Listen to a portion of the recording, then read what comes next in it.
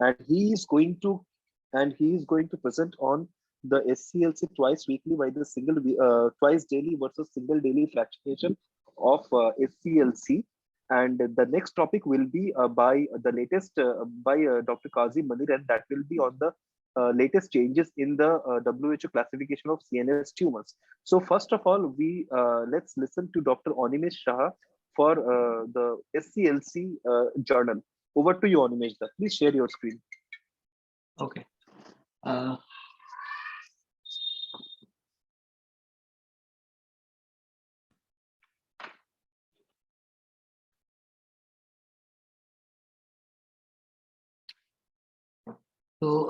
Thank you, Anupam, for your kind introduction, and thank you, ARI State Chapter, for giving me this opportunity to present this article in the Journal Club.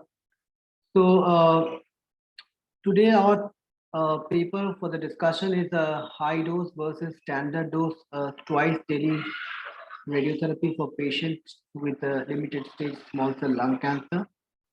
And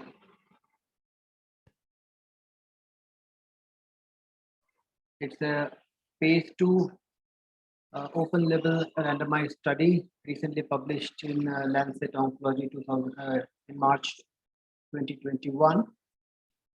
So we'll be talking about the background, the methodology used, the results obtained, and interpretations. We'll try to analyze the paper, and we'll be discussing the way forward in the context of this particular paper. So we all know that small cell lung cancer is different from non-small cell.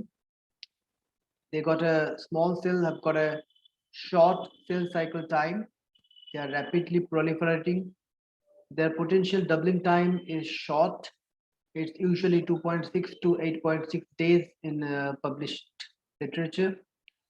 They got a small to absent shoulder in cell survival curve. So these are possibly the best neoplasm to get the accelerated hyperfractionated radiotherapy, where you need to reduce the overall treatment time. We need to reduce the accelerated repopulation, and we need to reduce the long-term or late side effects. So this is our age-old equation for biologically effective dose calculation. So if you can look at the right part of this equation, which is mainly to take into account the accelerated repopulation, T is the overall treatment time and T pot is the potential doubling time. So if you can reduce the overall treatment time, and if you can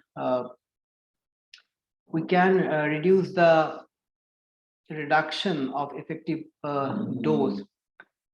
On the other hand, if the T pot is low, will definitely reduce the reducted part for the BED. So, which is the case in case of small cell lung cancer. So this is an interesting table from the publication by Shield back in 2007. This particular publication tried 60 gray in 40 fraction, although it was a split course radiotherapy. What they have tried to do, they have tried to calculate the BED, and they have compared the BED with other contemporary radiation schedule, either once daily or twice daily. And they have also recorded the 5-year survival for this trial. As you can see, apart from the intergroup 45 and 25 fraction, the other 5-year survival outcomes are pretty similar, whether it's a once daily treatment of 50.4 gray or 60 gray, or twice daily treatment of 45 gray or 54 gray. So the outcomes are pretty similar. So we'll be discussing a few of these trials in details in subsequent slides. So this is a landmark trial by Turesi published in NEJM in 1999, where they compared the twice daily treatment for the limited stage small cell lung cancer with once daily treatment. 417 patients, all patients received 4 cycles of standard chemotherapy with cisplatin etoposide. The radiation arms were 45 gray 30 fraction twice daily over 3 weeks versus 45 gray 25 fractions once daily over 5 weeks. And PCI was offered in both groups in 25 gray in 10 fractions over 2 weeks. The primary endpoint was overall survival, and secondary endpoints were response rate and treatment failure. So what they have shown that 5 years overall survival was significantly better with twice daily arm, 26% versus 16%, and the grade 3 esophagitis was also more with twice daily treatment. So next, we know that in the previous trial, 45 gray in 25 fraction was probably BED was probably low, as we have seen in the previous table. So this was probably not the optimum dose for once daily treatment, and subsequently in the CONVERT trial, using the once daily treatment, people have gone to higher dose. So in this particular trial, they have tried 45 in 30 BD over 19 days versus 66 gray in 33 fraction once daily over 45 days. So it was quite a standard dose for non-small cell lung cancer, and they have tried this for the small cell. So it was a multi-center trial involving 73 centers in 8 countries, 547 patients. Patient received standard chemotherapy 4 to 6 cycles. RT was started with the second cycle of chemotherapy. Primary endpoint was overall survival. It was designed to show the superiority of the once daily radiotherapy, and they expected a 12% increase in overall survival at 2 years, but it was not powered to show the equivalence. And what they have eventually found is that there is no difference in median overall survival or 2-year overall survival, and there is no difference in grade 3-4 toxicity as well. The grade 4 neutropenia was slightly more in the twice daily arm. So people went ahead with the increasing dose, and this is the recent ongoing trial, RTOG 0538, which tried to compare 45 in 30 with a 70 gray in 35 fraction. So basically, this is the ongoing phase 3 trial. Patient in both the arm received 4 cycles of standard chemotherapy. RT started either with the first or second cycle of chemotherapy. Initially, this trial had 3 arms. One was 45 in 30 twice daily. The second arm was 70 in 35 over 7 weeks, once daily. And the third arm was 61.2 gray with concomitant boost over 5 weeks. But after the initial interim analysis, the third arm was discontinued, and the trial continued the other 2 arms. The primary endpoint was overall survival. And the initial result has been presented in ASCO this year, and they have shown no difference in overall survival or PFS, and most grade 3 plus toxicities were similar. So we have seen that increasing the once daily dose up to 70 gray has not shown any beneficial effect over 45 in 30 twice daily treatment. So that makes 45 in 30 probably standard of care now. Now coming to our trial, which is the topic of discussion today. This is basically a open label randomized phase 2 trial involving 22 centers in Norway, Denmark, and Sweden. The limited stage small cell ECOG performance data 0 to 2 patients were included. Apart from that, the inclusion criteria age 18 years or more. So there is no upper limit. That is something important to notice. Usually trial do not allow patient more than 70 years, but there is no upper limit in this trial. Patient should have a confirmed histology. They should have a measurable disease. They should have a normal hematology and biochemistry. PET CT and MRI brain was mandatory staging investigation for this trial. And if some patient have got a pleural effusion, they have to have a negative cytology before proceeding with this radical treatment. And normal lung function was also needed. So patients were randomized 1:1 to 60 gray in 40 fraction twice daily over 4 weeks versus 45 gray in 30 fraction twice daily over 3 weeks. All patients received 4 cycles of chemotherapy, standard dose and regimen every 3 weekly. RT started 20 to 28 days after the cycle 1, day 1, and randomization was stratified by performance status, stage, and pleural effusion. So this is basically their RT planning protocol. 4DCT use was encouraged, but it was not mandatory for the trial. GTB was PET positive primary and nodal disease. CTB was GTB plus 5 millimeter edited from anatomical barriers. ITB, when using 4DCT, it was guided by the 4DCT movement. When 4DCT was not used, 8 millimeter margin all around with a 1 centimeter margin in craniocaudal direction was added to CTB for the primary tumor, and 5 millimeter internal margin in all direction to the CTB for the lymph nodes. PTB was institutional, usually between 5 to 9 millimeter. So these were the dose constraints they used for the study.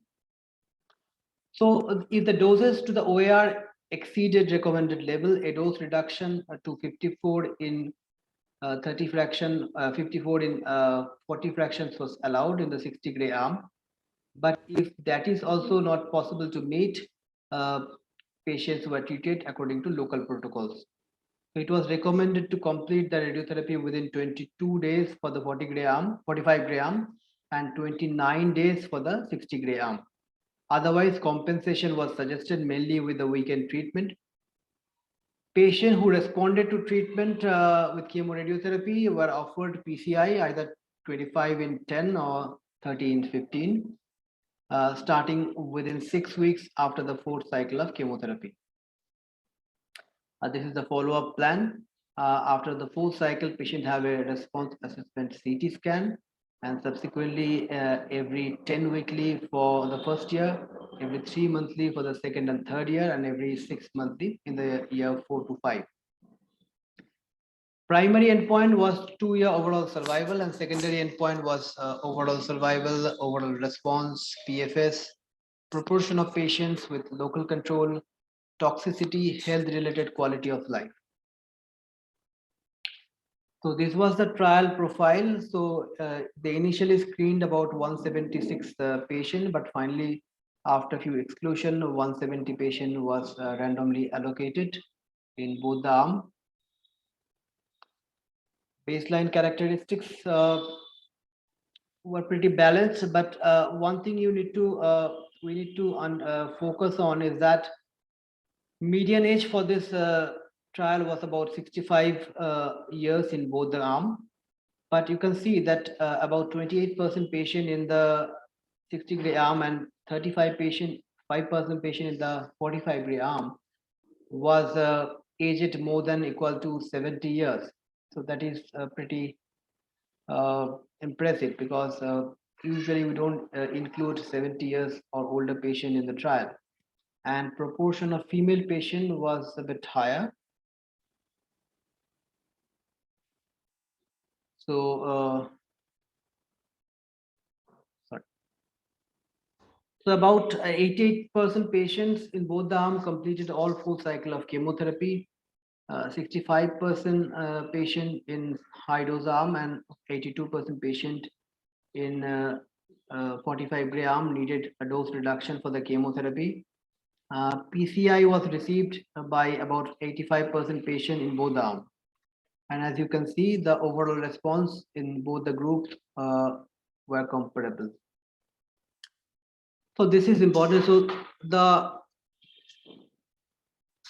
study arm, which is 60 gray arm, showed a significant improvement in median overall survival. It was 37.2 months in 60 gray arm versus 22.4 arm in 22.6 month in 45 gray arm. And 2-year overall survival was also significantly better, 74% versus 48%. But for the other endpoints, I think the trial follow-up is still not mature enough. And they did a multivariate analysis which showed the 60 gray arm and the female sex was significantly doing better in terms of 2-year overall survival and overall survival. This is a busy slide just showing the side effect or toxicity profile in both the arm, but the key thing is that there is no difference between there's no difference in toxicity between the two arms. Some of the key points: this is the first randomized trial comparing the high dose accelerated hyperfractionated RT with a 45 gray 30 fraction twice daily treatment in limited stage small cell lung cancer. 60 gray was deliverable to almost all patients.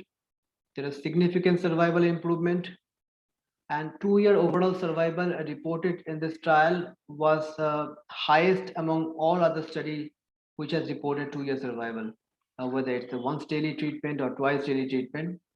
It was the highest reported 2-year overall survival. So let's see what other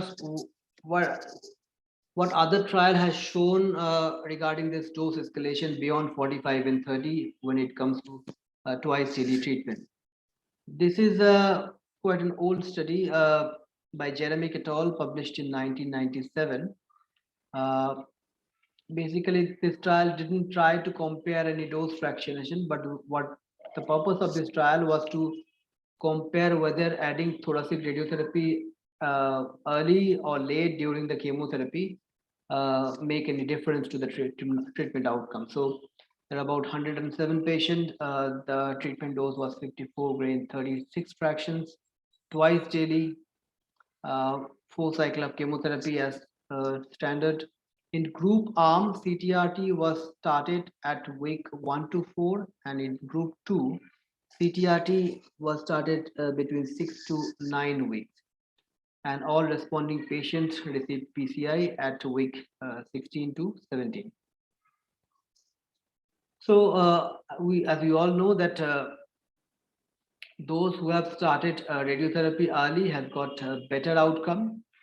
The median overall survival was 34 months, and 2-year overall survival was 71%. But the trial where RT was started late, the median survival was 4 with a 26 month, and 2-year survival was about 53%. I would like you to focus on the table on the right. Basically, I'm trying to compare the current study with our Journal Cup article.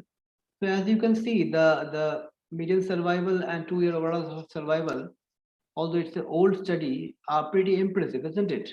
And it is pretty comparable to the study we are discussing today. But there are some key difference between Jeremy study and the study for our journal club. Basically, the Jeremy et al. Didn't include any patient with age 70 or more.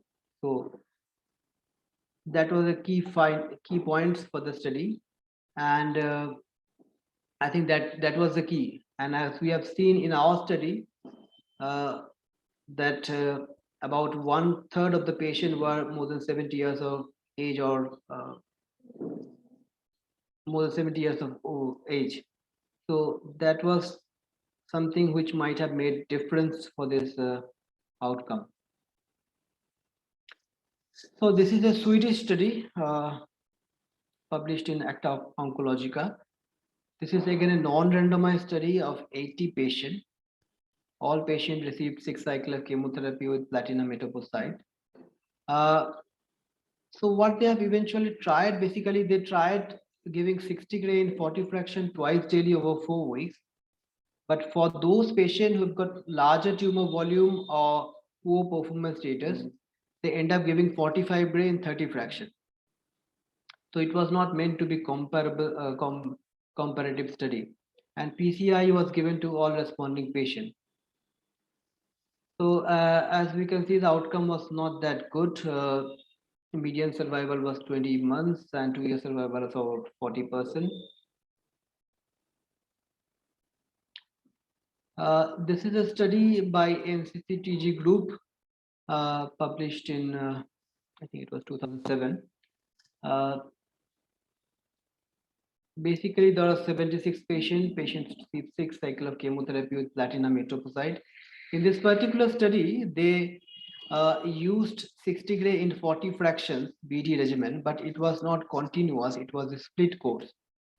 The other important difference for this study was PCI was initiated quite early during the third cycle of chemotherapy, and concurrent chemoradiotherapy was from the fourth and fifth cycle. But the main thing is that the RT was split course. So as we expected, the outcome was poorer compared to our study.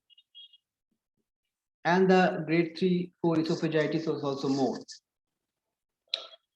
So for this study, what are the limitations? There are some concern about sample size, although they have justified the number by saying that we are expecting more than 25% improvement in 2-year OS. So they have justified their number. But 170 patient and people have raised their eyebrows whether it's sufficient or not. But they have stopped recruiting. It's a randomized phase 2 trial instead of phase 3. When this, because there are some concern about efficacy and toxicity of this high dose schedule, uh, because when this trial was started, there was no randomized data to suggest that 60 gray and 60 gray in 40 fraction is beneficial or not. So initially they started with the phase 2, and there is no clear, it is not clear whether tumor volume were balanced in the two groups or not. There's no central QA for the RT plan. All the plans were based on their individual institutional practice, but immature follow-up for the secondary survival endpoints. So coming back to our BED equation, so what we have seen so far is that our present trial have given a median survival of 37 months and 2-year overall survival of about 74%. And with a once daily treatment, 60 in 30 or 66 in 33 in CONVERT trial, or 1735 in RTOG trial, has not shown to supersede that. So possibly 1640 is going to be a new standard, but we have to wait for the secondary endpoint and the follow-up to mature. The other thing is that whenever we talk about hyperfractionation, acceleration, there's always some concern about logistic issues. But I think the logistic issues are mainly to the institution rather than to the patient. As we know, in our country, most patients have to travel far from their home to the treating center to receive radiotherapy, whether it's a different place or whether it's a different city or different state. If the treatment duration is shorter, it is beneficial for them because they have to stay shorter. Their expenses and other logistic will be, uh, I think, better. So what else we can do to make the treatment logistically better? Or basically another thing is that we have to reduce the treatment duration. So the other way to do that is to do hypofractionation. Although it has not been tested in a randomized trial, it sounds a promising option because we are reducing the overall treatment time. Thus, we are reducing the accelerated repopulation, and we are trying to push the dose, trying to push the BED as well. Previously, there was some concern about late toxicity giving hypofractionated treatment, but with current image guidance and radiotherapy planning, I think that is not of a concern now. So I'd like to highlight one study by Targion, published in 2017. This is a retrospective review of 40 gray in 16 fractions, 2.5 gray per fraction over 3 weeks. Although BED is quite low, even lower than our 45 gray in 30 fraction regimen, it has shown quite a promising median survival and 2-year survival, isn't it? So hypofractionated RT might be an option in future. I'm not going to go into details of these studies. So this is published in Red Journal. This is a propensity score matched analysis. What they have tried to compare the hypofractionated regimen with the conventionally fractionated regimen, and they have shown there is no difference in survival outcome and toxicities are similar.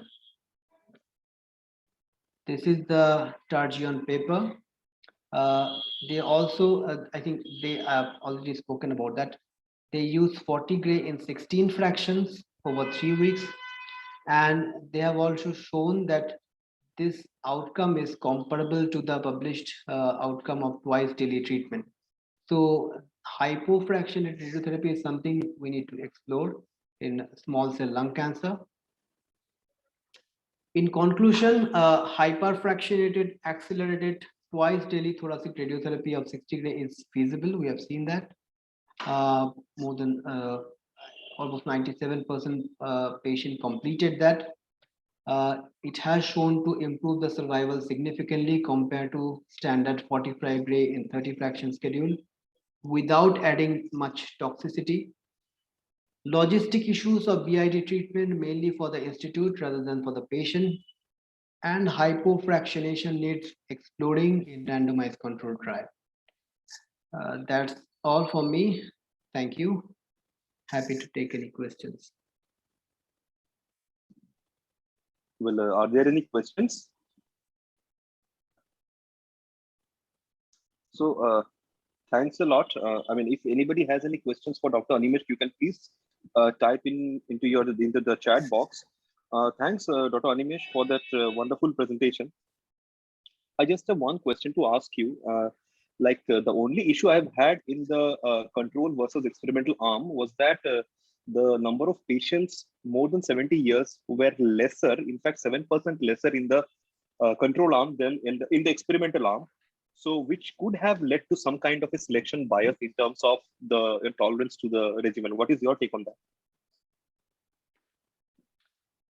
So yeah, it was 28% in the high dose arm, and it was I think 35% in the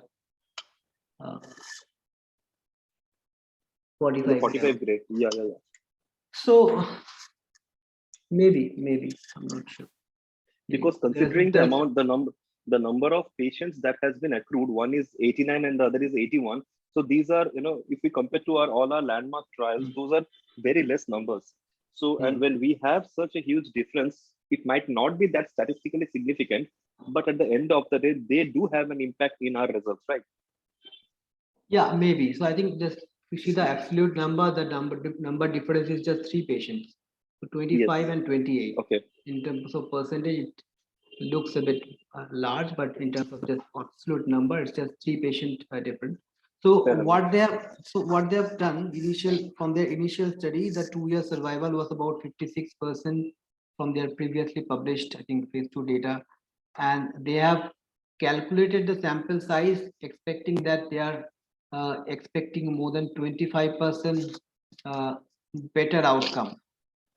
So, and based on all this calculation, the sample size was supposed to be 73 in each group, and I think they have acquired that, and they have shown more than 25% difference in 2-year overall survival. So can't argue that sample size is technically less. So, and once again, like the comparator arm is like 45 gray twice daily. I mean, yeah, I know that many centers practice this particular dose schedule, but even then, across the globe, a single daily 60 gray 30 is still the most well practiced regimen. Maybe if we had a comparison between these two arms, the 60 gray 30 and this 60 gray hyperfractionated would have got a better result. I mean, that's my take. Okay. I mean, so sorry, as for the journalist concerned. Sorry? Come again with the question. No, the thing is that the comparator arm where we have compared is with the 45 gray, the convert arm, the convert trial arm. Okay. Where we are given 45 twice daily fractions. Okay. So the thing is, it's still not the most widely practiced regimen in a limited stage SCLC across the world. Still 60 gray in 30 happens to be the most widely practiced one. I mean, had one arm been 60 in 30, I mean, the one which is widely practiced, then I think we could have got to some kind of good conclusion, because that is something which is very, very well practiced. Because if you look into the breast trials or any other trials where the comparator arm has always been the one which is standardly practiced on a very on a global basis. So this is my take on that. I mean, it's just a comment and not a question. Yeah, the practice varies. So practice varies in continent to continent. Even in UK, when I was in Leeds, the commonly practiced schedule was either 45 in 30 or 40 in 15. So there was no 60 in 30 arm. The people in Okay. US and Canada, they try to, use hypofractionation more, and based on the impressive result. So, so 45 gray in 30 fraction or 40 in 15 was the standard practice there. And many centers in UK do practice hypofractionation as well. So in Canada as well, people do hypofractionation, but yeah, 60 and 30 is also commonly used. So practice varies. But one thing is that we have seen for the 45 in 30, uh, 60 in 30, you are saying the standard arm, but about 20% patient in convert trial arm received that dose. But even with 60 and 33, we have not seen any beneficial effect with the 45 in 30. And even going further, the RTOG study used 70 and 35. They have not seen beneficial effect. So I don't know whether the single daily schedule should be at all used or should be the standard practice or not, except for the logistic reason. So I don't know. Okay. Are there any more any further? Thanks a lot for your interactions. And are there any further questions? Can we have one or two? We can take one or two questions. Else we will go to the next topic. As it seems we are not having any further questions. So, Onimesh, I would like you to stay put till the end of this today's session, Okay. and because we might have some questions popping up towards the end. Okay. So for the next, thanks a lot, Onimesh, once again. So the next topic for today's JC Pro is the latest classification, 2021 classification of the CNS malignancies, and I'm quite looking forward to it. The speaker for the topic is Dr. Kazi Mani, and over to Dr. Kazi for sharing the screen. Kazida, please.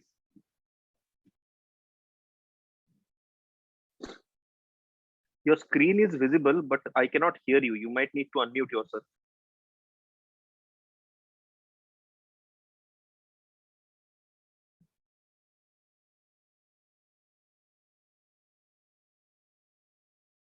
You still are not audible. Kazida, you are muted. Yeah, now. Yeah. So, good evening, everybody. So, it's a nice endeavor from the ERY West Bengal chapter Saint to have this kind of journal club with current newer topics and publications. So my part is to talk on 2021 WHO classification of CNS tumors, and it has been published in last month only in Journal of Neuro-Oncology by David and Lewis et al. They are the working group for WHO who actually dealing with the classification of CNS tumors for quite a long time. So just going to the main publication or main article, just have a brief idea about how the things evolved.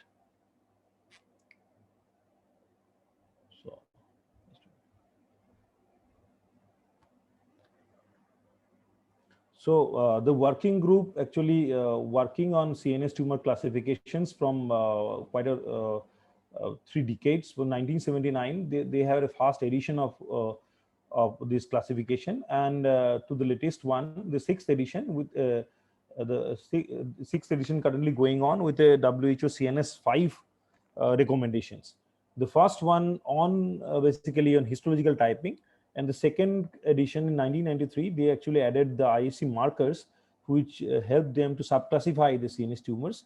And in the third edition, they actually included some of the genetic profiling signatures so as to subtyping and categorizing tumors. And the fourth edition in 2007, they incorporated paraspinal tumors, peripheral nerve tumors. And the fifth edition, they actually restructured the older groups. And the later on in 2021, they have the latest one. So just a brief idea about 2016 one, so that we can go into this 2021 thing. So 2016, the basic motto was to restructure the groups based on the histological and molecular profile and some of the addition of some newer classes of tumors. So just an example, the authors put how they evolved in 2016 from 2007. 2007, this is an entity called oligoastrocytoma, but it has been reclassified in 2016 based on the IDH mutation, ATRX loss or mutation, and 1p19q deletion or the intact nature. So they regrouped that astrocytoma, IDH mutated, ATRX mutated, and 1p19q intact, oligodendroglioma, IDH mutated, ATX wild, and Codel plus, and other entities, oligoastrocytoma with a mixed picture. So this is a big shift from 2007 to 2016, incorporating the mutation changes and subclassifying or restructuring the groups. So now the thing is that they actually focused on this histological mimicry, because if you think of astrocytoma, oligodendroglioma, and oligoastrocytoma, both of these have quite a little bit of histological similarity, and with the help of advanced molecular profiling, they attempted to subclassify into different groups, and with the help of machine learning, they actually shifted to re-subclassify in 2021. How it evolved? So if the authors have given remark that from the 2016 to 2021, there are a lot of changes in molecular studies in the behavior of brain tumors. Suppose the glioblastoma, there are a lot of molecular changes which actually occurred in a histological pattern of glioblastoma, starting from cytogenetic changes to gene expression profiling. And if we club the age distribution, tumor location, and survival pattern also, you can easily, there's a need of reclassify the entity called glioblastoma or any kind of CNS entity. Along with that, there is a lot of work going on in the artificial intelligence in IT segment. So what artificial intelligence actually do is that they have a big data thing, or suppose we have a lot of data in terms of molecular profile, in terms of histology, which are not actually concordant with each other. They can regroup into analytical platform, and ultimately they can change these data into a structured subgrouping of tumors. So this is a basic AI principles which has been used in 2021 classification. And according to the authors, that this is a step forward from 2016, and which will help to reclassify this thing. So now after that 2016, the same group who actually designed this 2016 and 2021 taxonomy, the group has already conformed a consortium of informed molecular and practical approaches of CNS tumor, or Impact Now group. So what the Impact Now research group actually did, they published at least 8 publications which are backbone of this current 2021 classification. I'm not going into these publications. I will come later on in the 2021 classification per se. So this is an article which I'm going to discuss. This has been published in Neuro-Oncology in 29 June 2021. And the first, they commented about some general changes of CNS tumors. They commented that these are the molecular profiles which should be tested, or which should be performed at least to clinch up the taxonomy, or to subgroup the tumors. Suppose if you have an astrocytoma IDH mutant histology as per the 2021. You have to regroup it according to the ATRX pattern T53 and CDK N2A2B. Likewise in oligodendroglioma also, and glioblastoma, and there are a lot of molecular test kits which are actually in a tabular form in the article, which should be performed to diagnose these kind of entities as per the taxonomy 2021. So they commented that these biomarkers are too many, but these are kind of hybrid taxonomy. So as per their opinion, they said that there are histological patterns which are distinct from each other. There are some genetic patterns which are distinct from each other. There are some kind of oncological associations and some molecular features.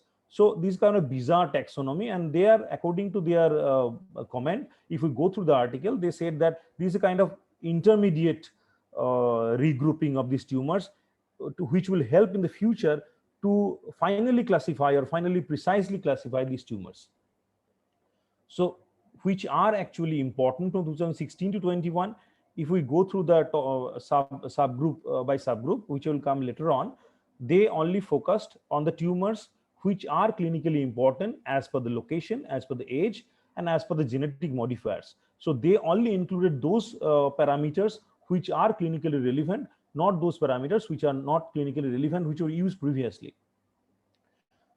The first change was Arabic nomenclature was used, now the Roman one.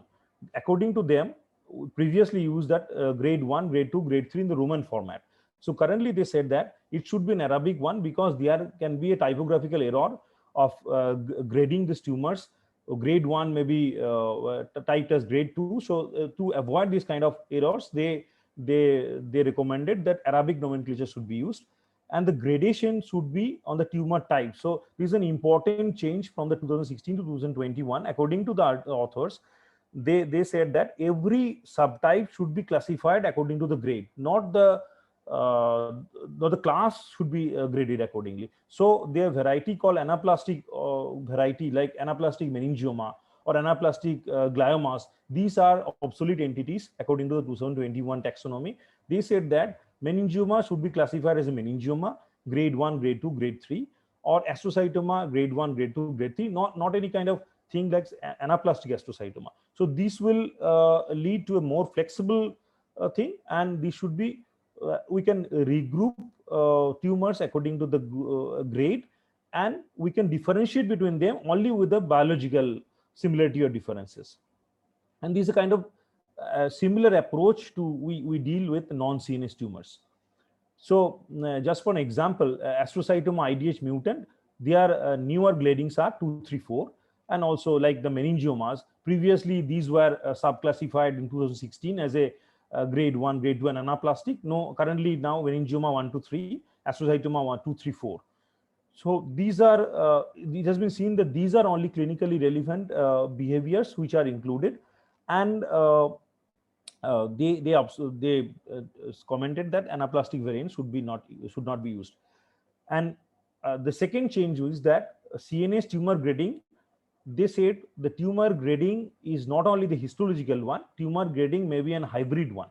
So tumor grading can be defined based on the molecular picture, based on the histopathological classification. It not an entity based on only histopathological grading. So this is just one example. Diffuse low grade, they put the example that diffuse low grade glioma, MAPK altered, and the subtypes are diffuse low grade glioma, FGFR TKD duplicated. So this is an entity, oligodendroglioma, but grade is not assigned because to define this entity, there is no grading at all. So the molecular information is that these molecular pathways, MAPK and FGFR. So we can have certain tumors which do not have actually the histological grade in the current staging system. And these are, I previously discussed over the molecular profiles which should be used to diagnose or subclassify the tumors. And the entity called not otherwise specified. Previously, there are a lot of entities called not otherwise specified, but currently they have commented that diagnostic information, if not available, then we can put an entity called not otherwise specified. So with an entity called not otherwise specified, that means the oncologist should go for a incomplete molecular work to be completed and classify the tumor according to the molecular profile. So this should be like the diagnosis of integrated diagnosis. And so NOS is only defined if the insufficient molecular information is there. And other newer entities like NEC, not elsewhere classified, is that these are the newer entities which cannot be fit into the current 2021 classification. There are some of the tumors which are termed as not elsewhere classified. These are basically not fitting into any other criteria. So they third thing is that their recommendation is that currently the neuropathology should focus on the integrated diagnosis, not on the single one. The concept of integrated diagnosis came with Google mapping. The Google mapping actually used a different kind of data which actually synthesis into the final output. So there are different kind of imageries, postal codes, and census tracts. Similarly, in integrated diagnosis, the 2021 diagnosis should be an integrated one, and it should based on the signs, symptoms, the natural history, the genomic and epigenomic structures, and also the histopathological diagnosis. So in the integrated diagnosis, there should be a histopathological diagnosis or grading or molecular profile, and the diagnosis should be a hybrid one. So this is one guideline is there of this the same group they published previously in 2017. So this is one layered report structure. So these are examples in their article. They put these examples. Suppose this is supratentorial ependymoma. Previously, ependymoma was not classified according to the site. So currently these are classified into the sites. So this site, second thing is the subtype, third thing is the grade, and fourth one is the molecular profile. So molecular profile, if there is there, so they should put in this example, there is not molecular profile is not available. So the neuropathologist should comment that molecular profile is not available because of the tissue sample inadequacy. And if the CNS grade is not assigned in the some of the rare subgroups, so they should be commented that CNS group is not assigned. These are got a bizarre slide. These are newer entities. Actually came into the newer articles in 2021. They included these newer entities which are distinct pathophysiologically and molecular characteristics. These are the newer entities in the classification. So specific changes, I am first coming to the glioma, glioneural tumors.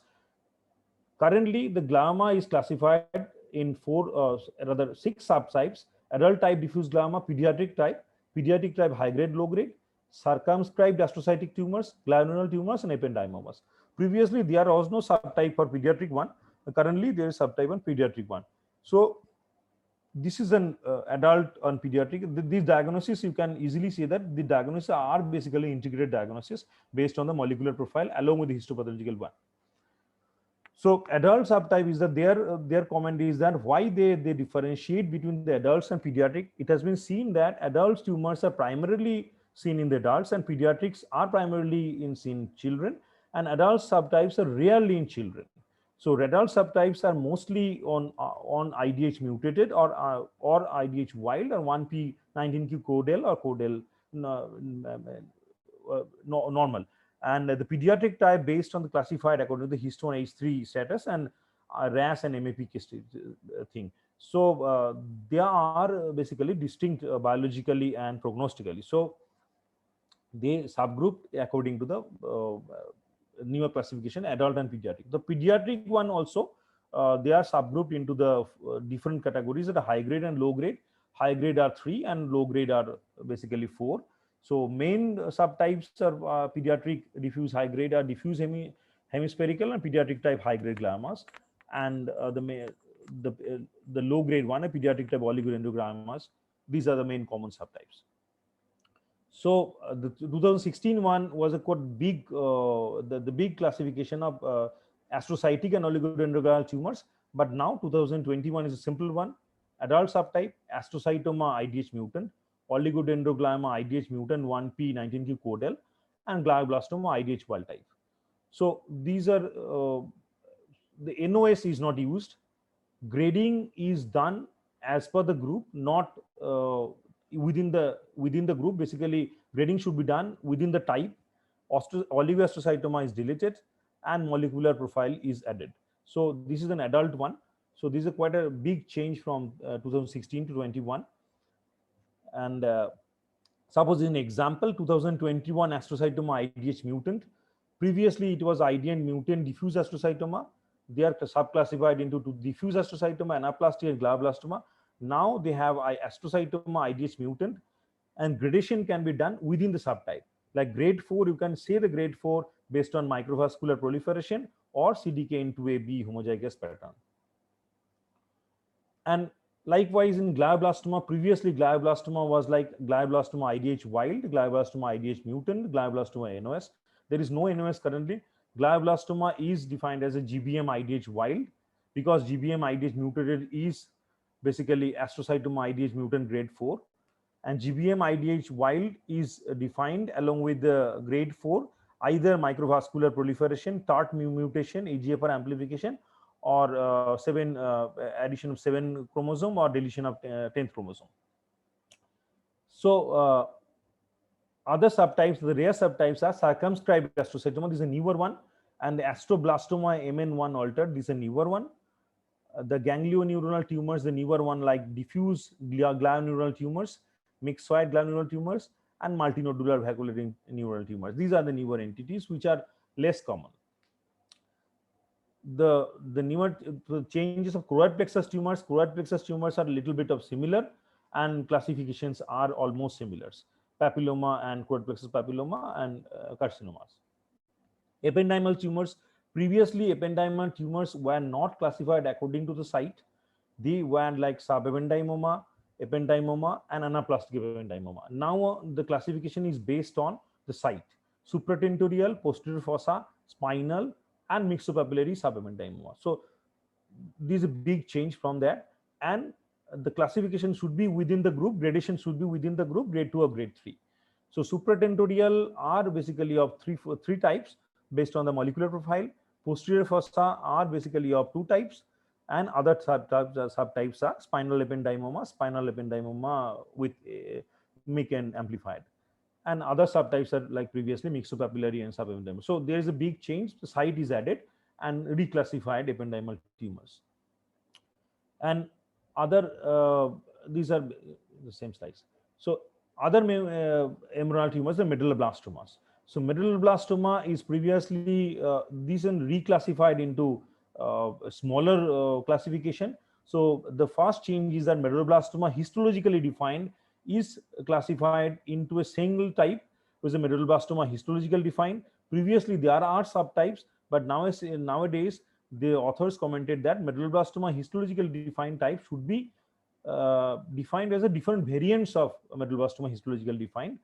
There are no subtypes like classical, desmoplastic, or extensive nodularity. It has been seen that these are almost of similar prognostic and natural history. And medulloblastoma molecularly defined, they classified 4 subtypes of molecularly defined medulloblastomas: Wnt activated, sonic hedgehog activated TP53 wild, sonic hedgehog activated TP53 mutant, and non-WNT and non-SHH. So there are other subtypes also, which I didn't include in this presentation because these are quite bizarre one. So their opinion, author's opinion, if you go through the article, they have commented that medulloblastoma is a tumor which can be subclassified according to further molecular divisions, so that they can be targeted. There are targetable or targeting mutations or genetic changes which can alter the prognosis of different subtypes of the medulloblastomas. So basically there is no group 3, group 4. There is a overlap of group 3, group 4. Layered diagnosis is mandatory. Most common subtypes is non-WNT, non-SHH. P53 status should be mentioned, and 13 biological defined subgroups are there. Why this is so? Because they have they commented in their article of these publications, and they said that maybe in future medulloblastoma can be treated in different ways based on the molecular picture, which are which can be used to subclassify the 2021 classification also, and we can have a distinct type of therapeutic changes in medulloblastoma treatments. So these are the phase 1, phase 2 trials which are going on in different countries, and so some of the trials are not including radiotherapy at all in their basket. So this is the future thing.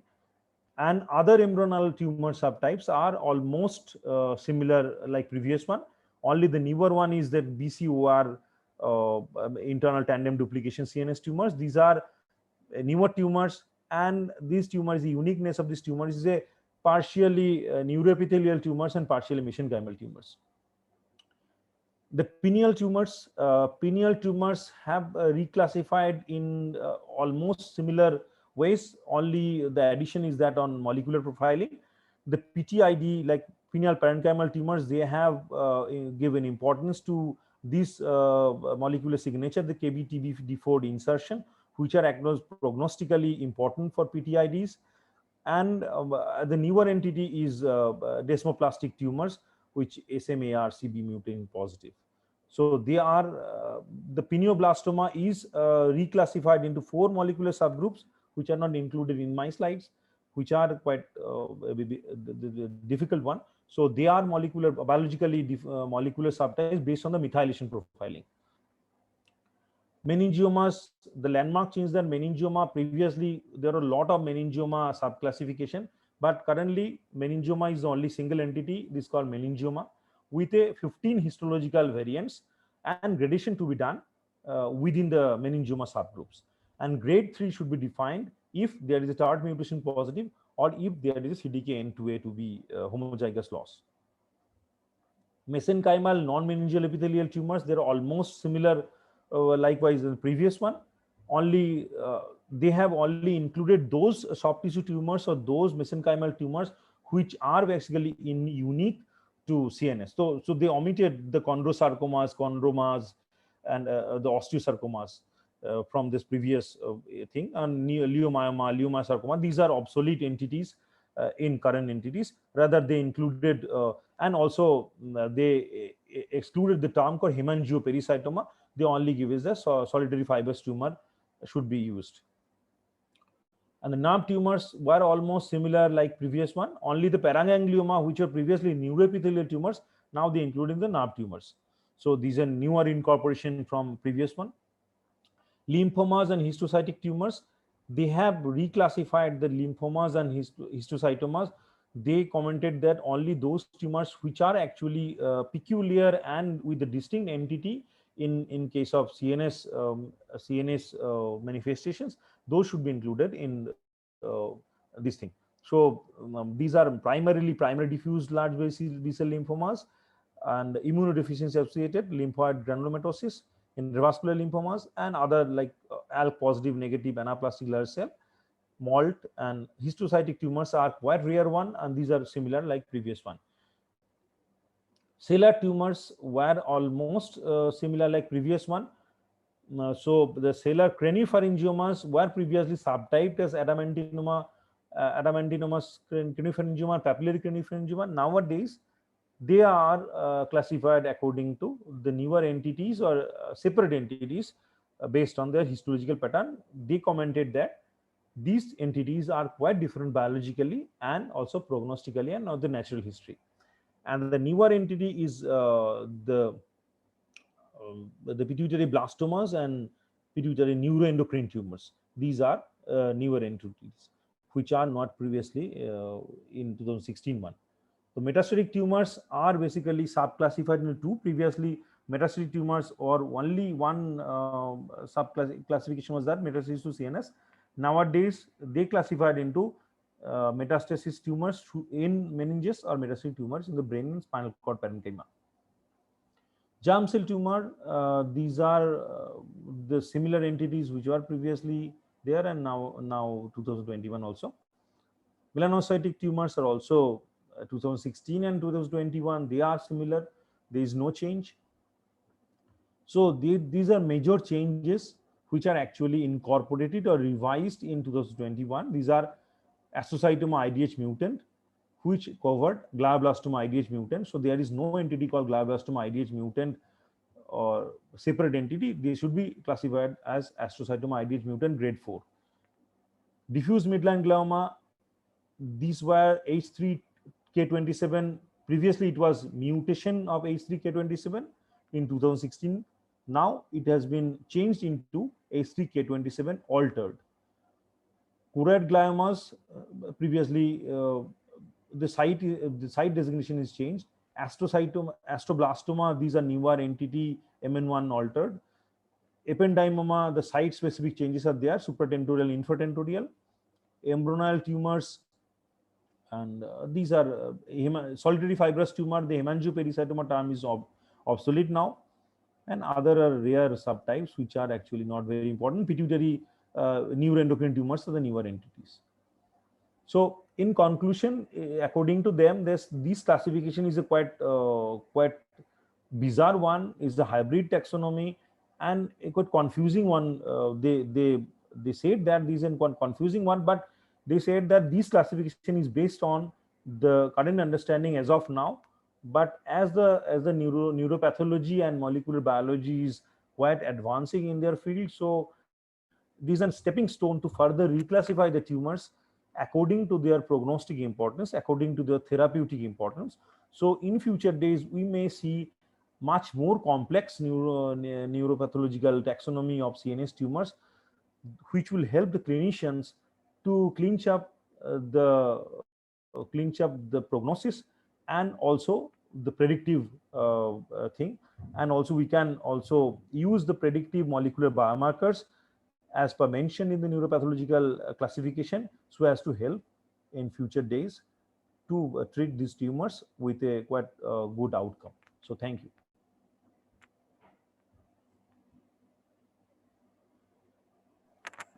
Thank you, Dr. Kazi. That was quite a robust presentation and very well summed up changes in the in this newer classification of WHO.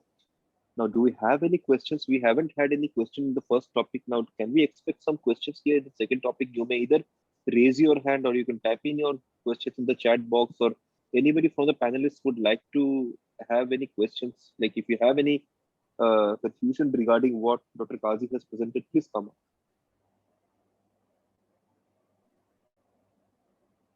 So, Anupam, can I ask a question? Yes, please, unmute sir. So, Kajida, Yeah. thank you for your presentation.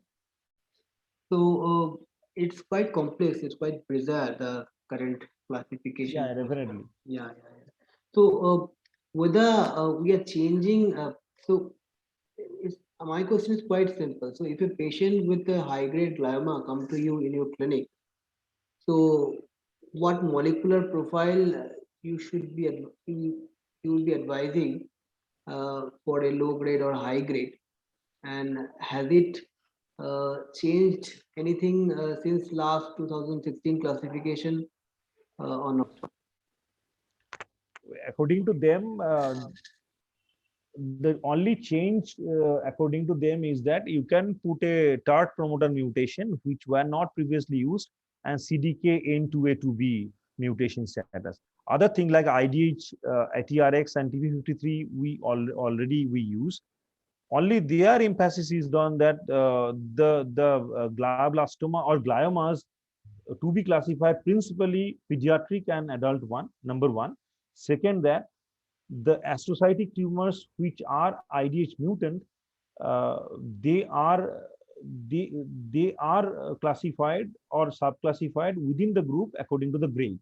So there is no entity called IDH wild type, is IDH mutant glioblastoma. Rather, you can say that this is a IDH mutant astrocytoma grade 4.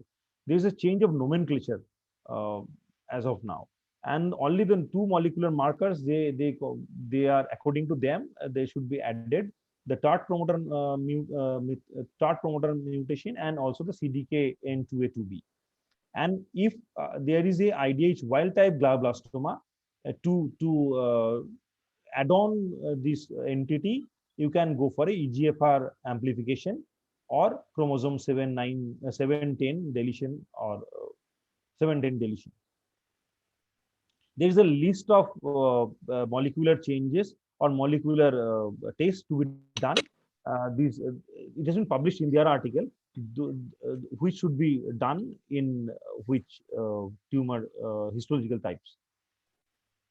So I think for high-grade glioma, will you be advising all those markers like TP53 and TERT and IDH, MGMT, 1P19Q, and CD, and whatever you said? So will you be advising all these molecular marker upfront for all high-grade glioma, or you'll be selecting based on the histological grade and the type? As of now, I will select because our patients do not have this kind of affordability to do this all kind of basket of tests. If we go through this their tables, so as of now, I will do already we are doing previously. Kajida, Dr. Animesh, I think we have someone who has raised hand. He's Yeah, I Riddhi think Jyoti Talukdar. Yeah, Riddhi Riddhi wants to add a point. Riddhi, you can please add a point if you want. And Monideep, I am also permitting you to talk. I mean, you can always put in your this thing point once I allow you. Okay? Yeah, Riddhi, please. Okay. Yes, sir. Sir, actually, to answer Animesh's question, sir, actually, the molecular markers that if we get a case of glioma, that is, has not changed as far as the new classification is concerned. It's essentially the same battery of investigations that we need to raise, provided those molecular markers are available. I'll be coming to the specifics in just a second. Just want to add something before I go.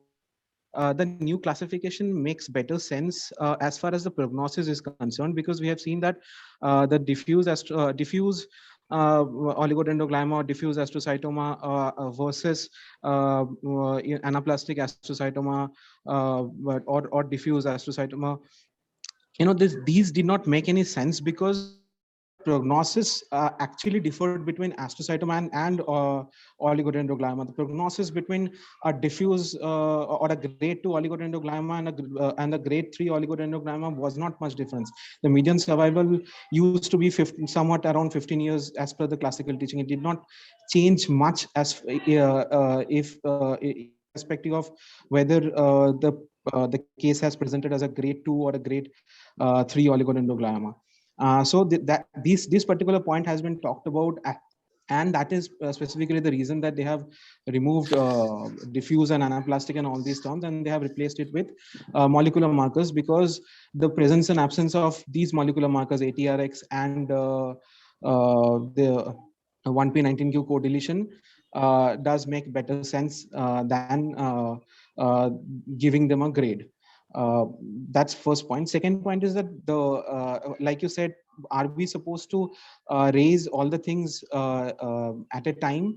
What the practice has been in TMH, and I think one paper was also like Tej sir had come up with a paper back in 2019, and that paper essentially talks about how in a low resource environment we should go about raising molecular markers to prognosticate glial tumors. And to answer your question is that, so first of all, what we do is usually at TMH is we raise the IDH mutation status, and if it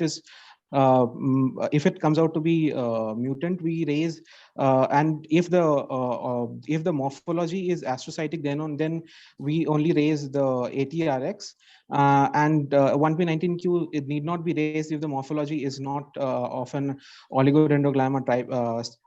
We raise 1P19Q only if it is IDH mutant and ATRX 19Q is done by FISH, and it probably costs more even if we order it from outside. So 1P19Q comes later in the stage. First thing is to get the IDH and ATRX done, which is done by IHC method and can be done very well in a single go when the pathologist is giving the HPR report.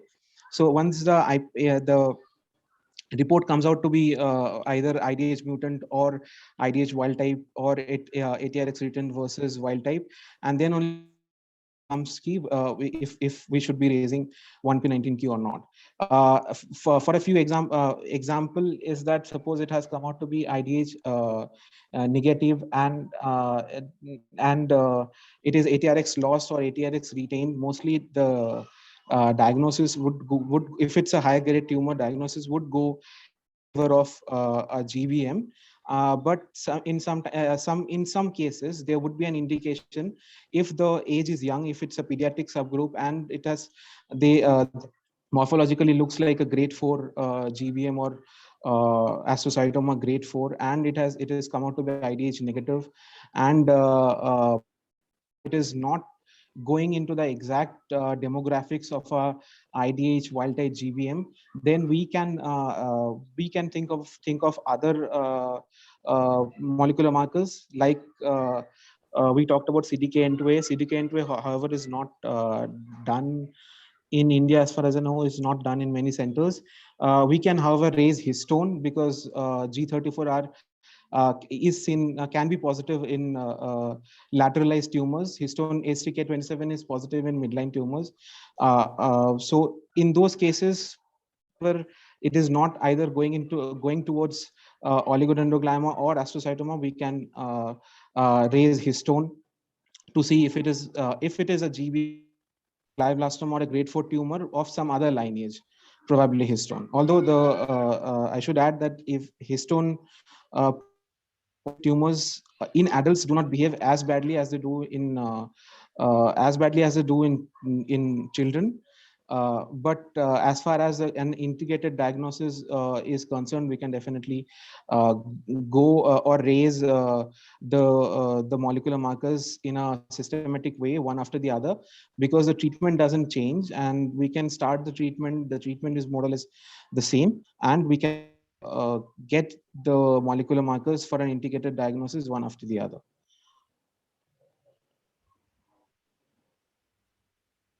Fair enough, Riddhi. And I believe Monideepa would like to add a point as well, and maybe then I would come to Shobhik. Yes, I just had a question. And according to the new classification, glioma, there is 3 types. One is astrocytoma, which is can be grade 2, 3, 4, but that is IDH mutant. Another is oligodendroglioma. Another is GBM, which is IDH wild type always. So what about the astrocytoma IDH wild type? Where does it go now? Because in this new classification, only 3 groups are there. I have a question to Kajira. Yeah, Kajida. According to the current classification, there is no such subtypes basically. Okay, so They focus on the integrated diagnosis, so they remove their entity. okay.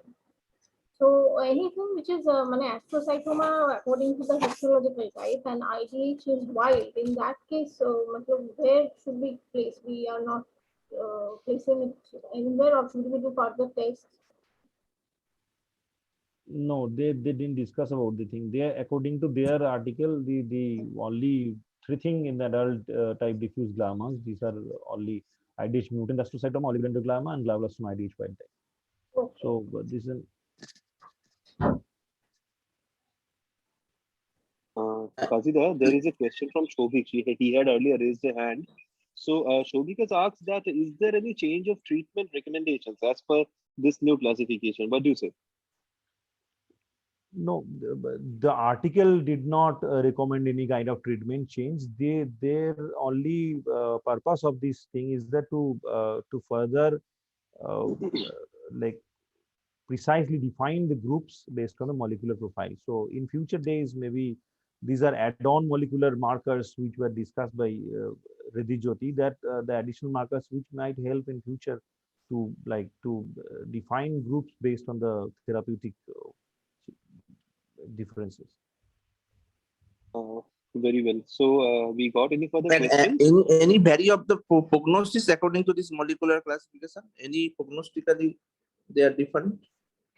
And all the newer classifications are based on 2 things. One is prognostic importance and other is the molecular profile. So these classifications are basically to define groups based on the prognosis. So So as of now, like adult groups and adult and pediatric are defined differently in gliomas. So likewise, and also the medulloblastoma, they are working on the medulloblastoma. They have subgroup from the 2016 to 2021. There is a change. So in future, maybe there are other 13 more subgroups which are added in newer classifications. So all those changes are based on the prognostic importance. So here we are. We had a set of few questions, and maybe for a couple of more minutes, if we can take some more questions before we can wind up for today. And I believe it was very nicely presented by the two speakers for today, Rupam, Dr. can I make Animesh. a comment? Yes, please, Dada, please. Kazi, again, a very good presentation on a very, very important topic. But the comment that I have, it's not a question, is that Kazi in one of his slides rightly pointed out that this complicates the matter very much.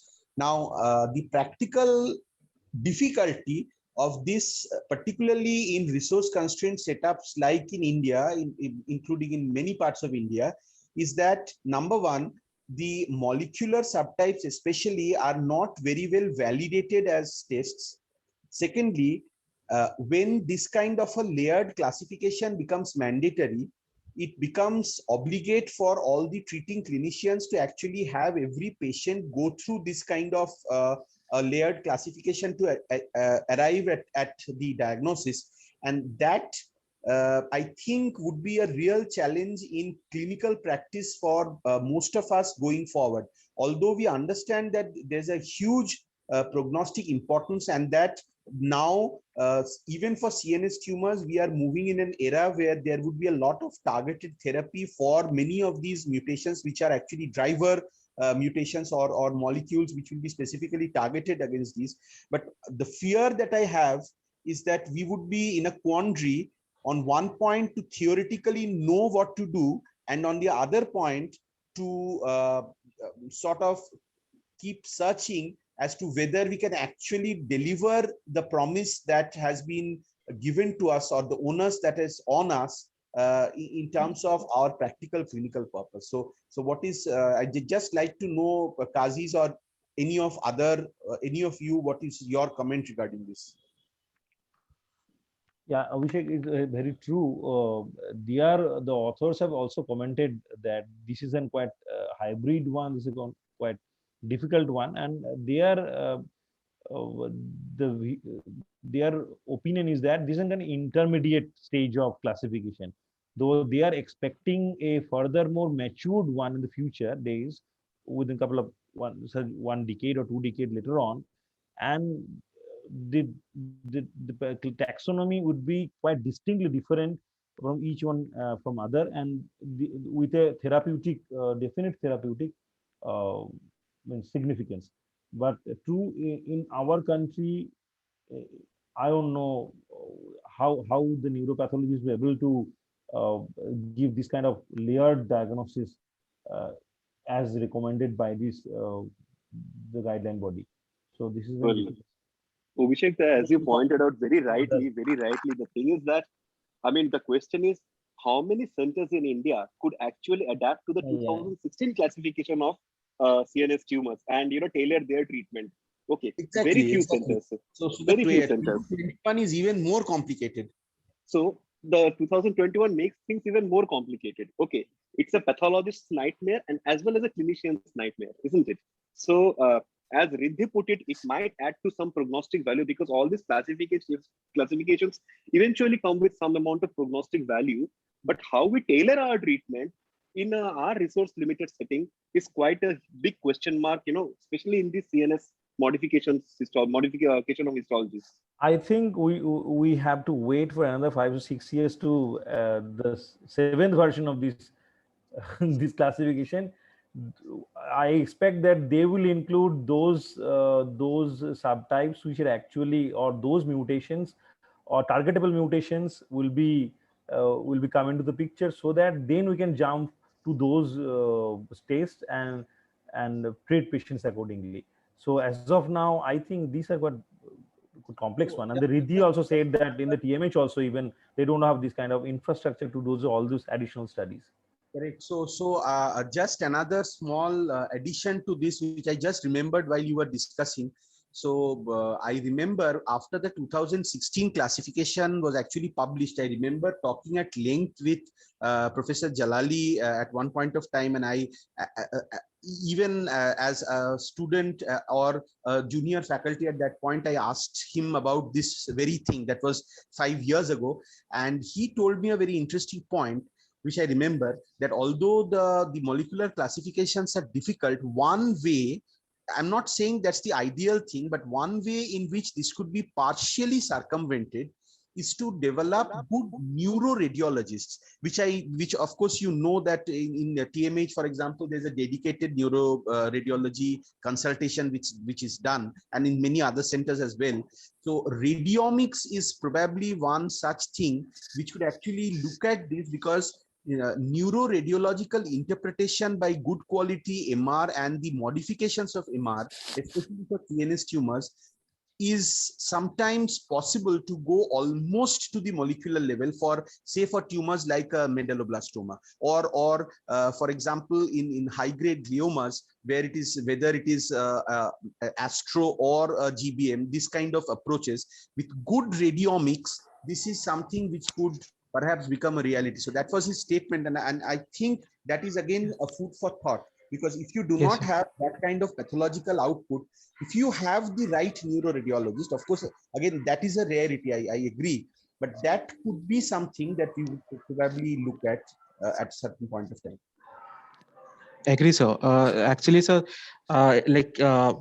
here we can for over the last few years, last 1 year, as much as gliomas that I have seen, I think we can say if it's an IDH mutant by sheer means of T2 flare mismatch, which directs towards whether it is a oligo or an astro. Based on the percentage of T2 flare mismatch, so we can say if it's an IDH mutant or not. Even in gliomas, we can say if it's we can call out a grade of the gliomas. So radiomics, lot of studies and lot of thesis is going on from TMH as far as radiomics is concerned, even in medulloblastoma for prognosis as well as diagnosis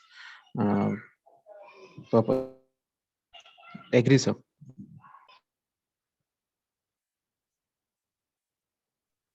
Thanks So once again, thank Riddhi. you, Kazi and Anupam. Yeah, thank you so much, Abhishek. Thanks everyone, all the delegates who have logged in, and most importantly, thanks to both our speakers for your wonderful presentations. We shall be back again with another day of JC Pro, and the next will be on prostate cancers, and we shall be sharing with you the details sooner.